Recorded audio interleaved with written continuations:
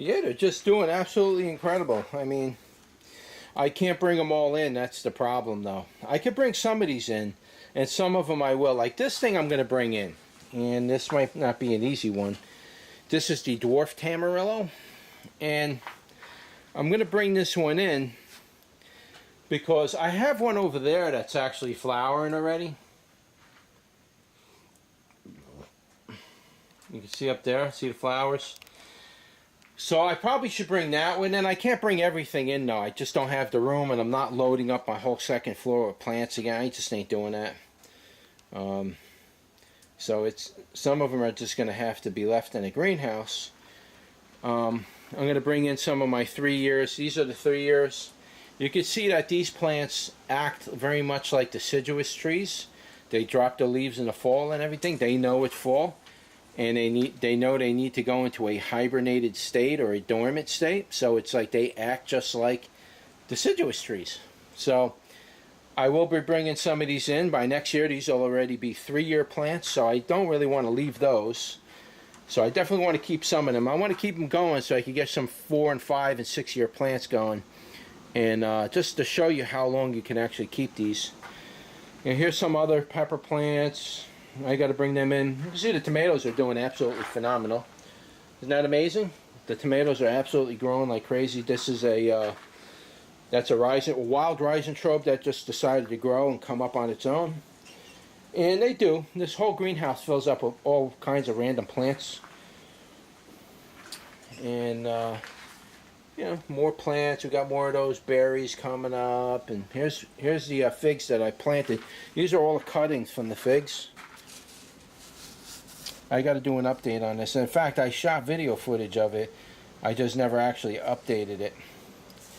But these are all the fig cuttings, and they're growing beautifully. We're going to leave them in here for the winter. Let's see, I'll take you in here. Just show you what's going on here. Now in here, a lot of things got dropped off a lot quicker. You can see the beans are still going. I mean, they're done. The beans are done. They're not really making beans anymore. But they're alive. The plants are alive. The pods, you can see the pods all hang. I just leave them like that. Yeah, I could go up there and pick those pods off and go through. I don't waste my time with it. In spring, when springtime comes, I'll pick these pods in spring. These seeds, the beans will stratify over the winter, which is good for the beans. And then I'll take those beans, I'll spread them around my property, and just let the beans grow wild, like they're doing in my greenhouse. I mean, they went absolutely off the wall this year. And all these bean vines were all volunteers. All of this was volunteer. Here's more tomatoes. This is the golden currant tomato, the blonde Kafkin tomato right here, which is, it's still putting out tomatoes. I didn't do a tomato review on the blonde Kafkin. I'll probably do one soon. If I get time, or if YouTube doesn't decide to put the video in a limited state, maybe I will do another video or two. Here's some more beautiful rare peppers I'm growing. These are quite rare. I'll do videos on those again if I don't keep getting demonetized. These are all just like leftovers. I just kept them up here, and this is the extra soil. We won't be using that soil again. I have to buy all new soil if I'm going to grow here next year. Hoping the house is sold by next year, but I doubt it. So in the meantime, I'll have to keep myself busy. Here's a Pepper Lovers pepper creation. Beautiful pepper made by Pepper Lovers. Fantastic cross. I love this pepper very, very much. One of my favorite peppers. That's the orange starfish. Love this pepper. Very, very nice pepper. Very nice. Not too much heat. Very mild. You could eat that thing all day long. I still got plenty of tomatoes. Got some cucumbers hanging on the wall. Look at the I let these grow wild just because it looks cool, you know. Yeah, it's probably crowded and everything else, but we're done growing anyway. It's gonna, another week or two, this is probably all gonna be dead, I would imagine. Maybe at best 2 weeks. But it's cool to see the Everglade tomato. You could see how ferocious of a plant this is. Look at this thing. It grew as a little wild plant that came up down here at the bottom, which you probably can't even see. There's like a base over here. Here's like my platform, and my wicking beds sit on there, and then that the bottom is the base. And so a couple of wild ones came up, and I left them. And look what they turned into. They just started growing and growing and growing and growing. And look, they keep going. These things will grow, man. These plants are almost absolutely invincible. These plants will grow 20, 30 feet long and produce hundreds upon hundreds of tomatoes. That's why I tell people, if there are a lot of people like, oh, that's great, I could get tomatoes come up on their own every year. That's fine, but just, you could see what they're doing in my greenhouse. I'll never get rid of these things now. If you let these grow, you'll never get rid of them. You'd have to pull every single plant out, every single time. I mean, you'll just get a constant barrage of tomatoes from this plant. Really love the Everglade, but you just really got to keep things under control. I mean, you can see what it did here. It's just absolutely incredible. I mean, it just keeps going and going. And we've been through about maybe a half dozen frosts overnight. Not too cold, probably around, I think the coldest was maybe 29 at night at some point. But everything in here is still going. Got some more wild tomatoes came up here. And I don't know which one this is. This is one from last year. And it's not a what do you call it? That's not a Everglade tomato. This is a regular sized tomato. I don't know what it is. You can see there's some good sized tomatoes coming off this.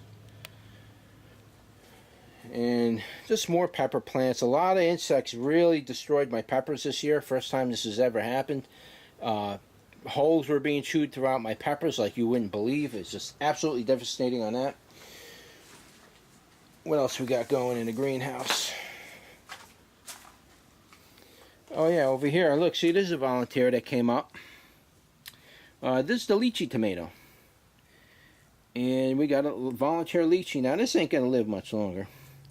But the lychee tomatoes love to grow around here like wild plants. And I got all kinds of wild stuff growing here now. We got this right here. This is lemon basil. It smells absolutely incredibly good. And it's all over the place. I don't even remember these coming up as volunteers. It's just, I have kind of like backed off for a while. And the lemon basil comes up and it just starts to grow and grow. Gets all that excess water from me watering. You can see there's plenty of seeds coming off the lemon basil. I'll just leave it and let it reseed itself. I don't really care. Whatever's in my way and I walk on it, well, oh well. If they live to the side, we leave them. I got carrots all over the place here. Here's a carrot growing right here. A beautiful carrot. It's probably going to be a nice big carrot. Even though it's not necessarily growing in primo or primo soil, it's kind of just growing in hard compressed dirt. These carrots get huge in this dirt. I don't know why, but they do. And it's hard and compressed. It seems like they grow better in that than they do in compost anyway. We got some dill right here.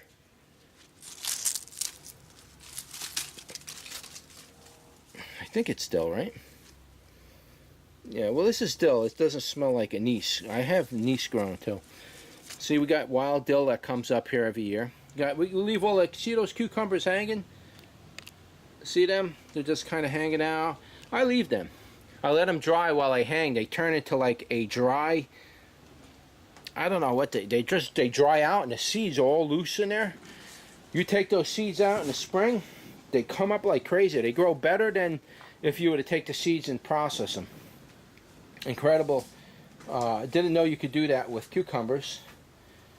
And these are all the umbels of the flowers that Baker Creek sent me to replace a certain type of carrot that they wanted me to regrow again, and I did it, and it's still coming up with like this. It flowered first year. It's not supposed to do that. Here's another one. Look at the size of this carrot umbel thing here. Look at this thing. This thing's got to be what, 2 feet tall? 4 feet tall? And this is incredible. Look at this thing. I can't even pick it up. Beautiful flowers. See, that's a carrot flower, which is different than the Queen Anne's lace. You could tell the difference. Though this carrot is quite big. A little curious on that. And these are all carrots in here. I can dig these up anytime I want. You don't need to harvest your carrots right away. You can leave your carrots in the ground until you're ready to eat them. It's just you don't want to leave them in there so long that the carrots are going to bolt. Because once they go to bolt like this, you really can't eat the carrot no more, because there is no more carrot. That root dies and rots off. It just, when that happens, there's nothing left. So you want to get your carrots before they bolt. But we got all kinds of carrots in here too. I got like 6 or 7 varieties, I believe. And here's this carrot right here. I gotta dig this up for you guys. Look at this monster over here. This thing is bigger than my hand, and it's huge. It's very large. This is a very, very large carrot, and this is the this is a Florence onion. I don't remember. This is one of those purple carrots. Absolutely massive. 2 of them are like that. This one's getting ready to bolt. A first year bolt. I mean, they shouldn't be doing that, but some of them are getting so large that they're strong enough to bolt. So I'm going to leave some of these in here. I'm going to dig the big one out for you and show you what the monster carrot. I mean, this thing absolutely feels like the base of a wooden tree. That's how huge this thing is. This thing's absolutely enormous. This is one of the black carrots too. So when I cut that thing open, it should look black on the inside. So yeah, I got to get out here and do that. But you know, like I said, I haven't been motivated to do anything, because every time I upload a video, I've been getting attacked by YouTube's rabid AI dog, foaming at the mouth AI dog. So yeah, I'll show you what's going on outside. Yeah, I cleaned up in here quite a bit. Believe it or not, I took a lot of stuff out. Here's the rhubarb I planted. Beautiful. These leaves are absolutely enormous. You can see they're getting chewed up by the insects. But next year, yeah, I got to pull these all out of here eventually.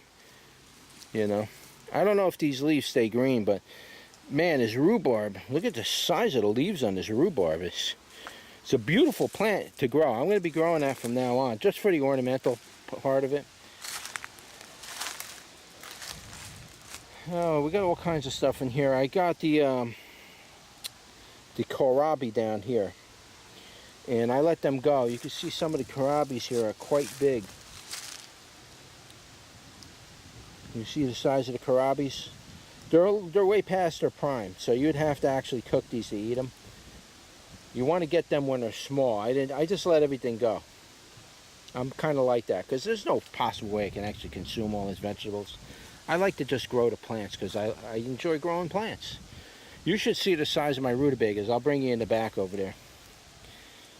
And this is the Malabar spinach. It survived several frosts. It's still alive. The veins still, you know, the main stem is still good. A lot of the leaves froze off, but you can see this plant, how huge it got, and all the seeds it put out, which I'm going to try to collect seeds from this. I'm going to regrow this again next year. Now, this is the plant that was wintered over. So this wintered over nice, and it's coming up nice. It survived, you know. I could dig it up and move it. I'm not worried about it. Here's the sweet potato I grew. I'm really curious to see how many sweet potatoes came out of this thing. I mean, this plant is we've been through a couple of frosts already. Took forever for the sweet potato vine to start growing, and it's still growing. And you can see, even though the frost came by and burned off all the leaves, you can see it still wants to keep putting out leaves and keep growing. It just wants to keep going. Now, of course, the frost will kill it, but it doesn't die at the leaf. As soon as the leaves get burned off, it starts putting out more stems, and it just keeps growing and growing and growing. It doesn't stop.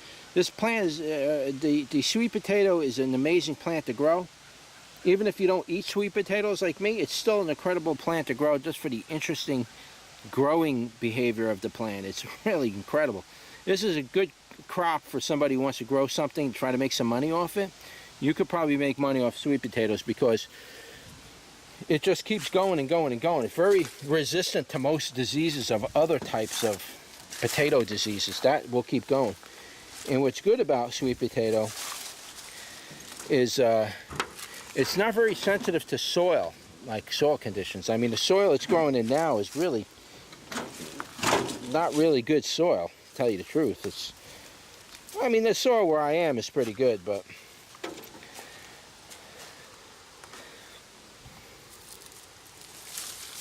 yeah, you gotta get rid of these weeds. Here's the fennel seeds. This is my bronze fennel. I'll show you something with that bronze fennel in a minute. I wasn't gonna do a final garden tour the rest of the year, but I figured I'd show you this because some people might be interested in the full growing behavior of a plant, and they just never really took the time out to actually grow plants out the way I do it. They clean them up right away. They take them out. It's the end of the season. Got to clear it up and get it ready for next year. I did that for years, guys. But I got to a point where I was like, no, I'm going to let it grow. I want to see what happens. I want to see how these plants grow in their native environment. How would they grow naturally? And leave them through the winter. What will survive sub-zero temperatures for several years? Or, I mean, for several weeks or months. Here is my rutabagas. Look at the size of them rutabagas. These are bigger than the ones you get in the store. Look at these things. They're absolutely enormous. Monsters here. Yeah, I should do a video on the rutabagas, and you know, like all this stuff is still growing. I don't even know what this stuff is anymore. I don't remember. It's all tagged somewhere, but I'm not digging. This is just a quick view. I just wanted to show you what was going on. I ripped down the one of the first things to go was the Mexican gherkins. That was the first thing to go. And these gherkins, it made so many gherkins, it's absolutely ridiculous. It literally dropped gherkins everywhere. I mean, you could pick them up and eat them. I've been eating these things a lot, and I'm like done eating them. Had enough. And here's the infamous naranjillo. You can see all the big, look at all the nice sized naranjillos on here. Isn't that sad? This plant is just something that you can't grow this far north. This plant, I mean, I wintered this over. I'm not bringing it in, by the way. I'm done. We're done. We're done. I'm not bringing it in. If I could get these to ripen on here before the final days, if I could get them to ripen, then we could do a taste test, but I can't bring this thing in. It's just absolutely too nasty of a plant for me to try to even attempt that again. I did my best. Tried it. 2 years in a row I tried to grow this thing. I can't get these things. These things take almost a year to ripen, if I'm not mistaken. I'm not waiting a year. So, had I known that, I'd never bought the seeds. Wouldn't even want to waste them, because there's a lot of tropical seeds you could buy. You grow them. I've grown everything you can possibly imagine. And some of the stuff is literally impossible to grow, and it's not worth it because it needs to be in a warm environment. I've grown cocoa, I've grown vanilla, I've grown a lot of stuff, guys. And in those days I didn't do vlogs about it, but now I'm vlogging it because there's so much stuff I grow. It's such a shame not to share it, you know.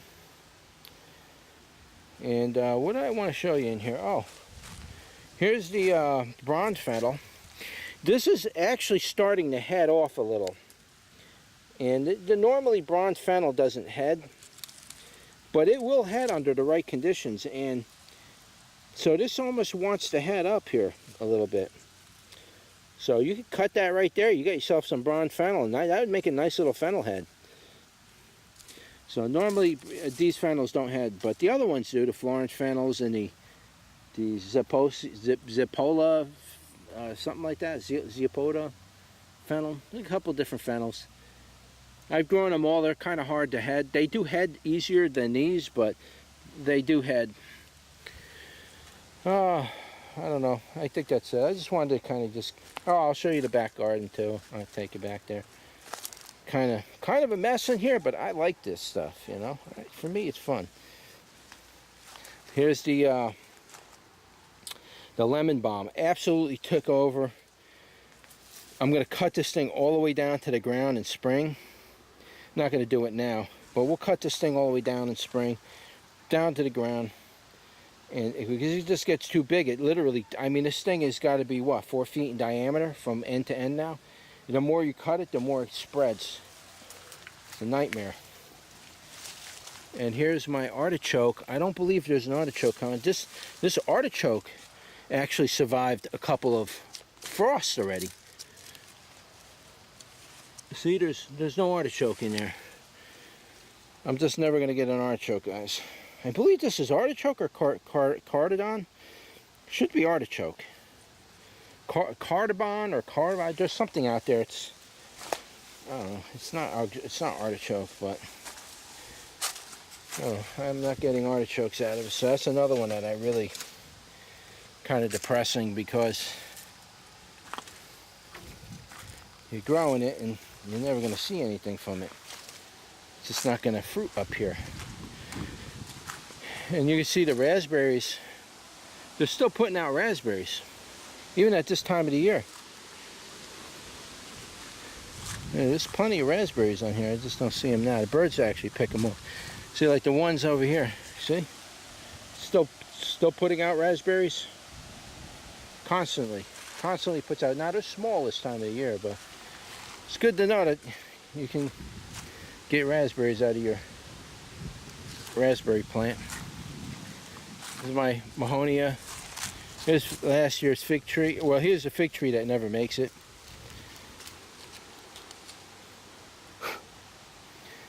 This is the fig tree that never makes it. It tries and tries, but it never succeeds. This whole thing will be dead next year. It'll all be dead. We'll break all this off, and it'll come up from the roots again every year. It's a really bizarre plant. It kind of lives up this far north, but it kind of doesn't. All right, so here's the last of my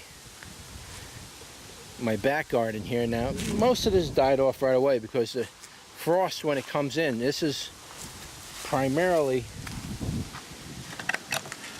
this is the worst spot for frost, because it comes in right from the back over there, and it kind of blows past right through here, and it just, if it's cold, it's going to get cold here first.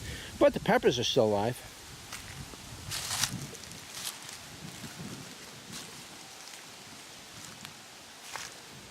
Okay, there's tomatoes going. Here's some more of those wild beans that come up wild. A lot of tomatoes. I'm gonna fertilize the soil now. Well, I'm not gonna fertilize it. I'm just gonna add compost. So I got all that bad compost there from last year. Let it sit out the winter like I'm doing here. See how it's sitting out? Let that compost sit out. Let it get snow and the animals digging it, and then I'll just spread that compost in these rows in here, and I'll just till it right in.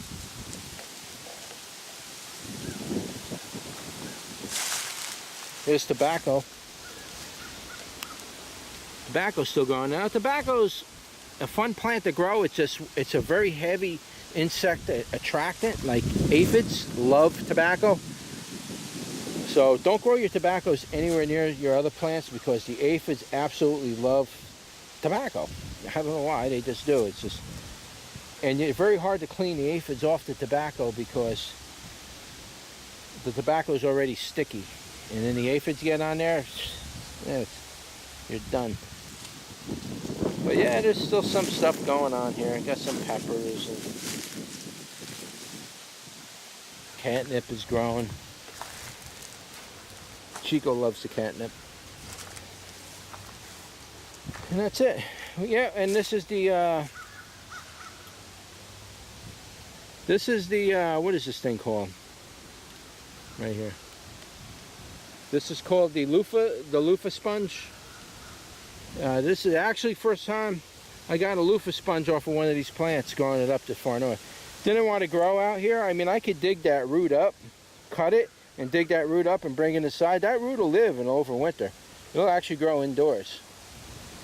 And I could keep it alive through the winter and then bring it out in spring, and this plant will take off like a skyrocket. But again, I just, you know, that's a lot of work to do.